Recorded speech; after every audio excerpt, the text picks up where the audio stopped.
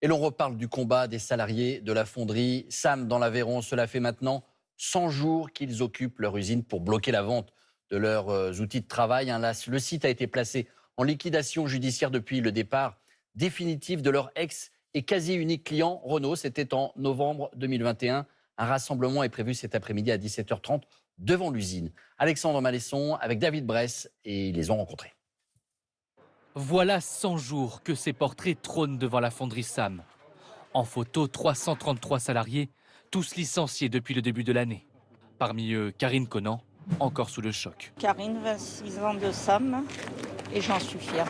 C'est une fierté parce que ça m'a aidé à me construire, cette boîte, à avancer.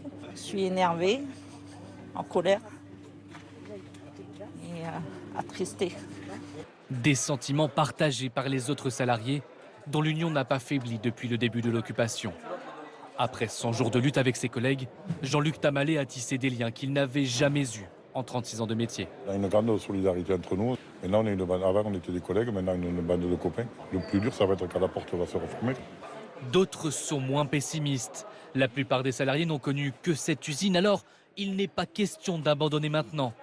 Véronique Buffier l'assure, elle se battra jusqu'au bout. Moi, je pensais partir à la retraite et dire à mes collègues que leur tour arriverait. Mais de voir que tous ces gens qu'on a connus vont se retrouver dans la misère et tout. J'ai trop d'émotions quand je parle de ça. Ça fait mal au tripes. Parmi ces jeunes salariés poussés vers la sortie, Julien Pastor. Sam, c'était son premier CDI. Dans le bassin aveyronnais, l'emploi se fait rare.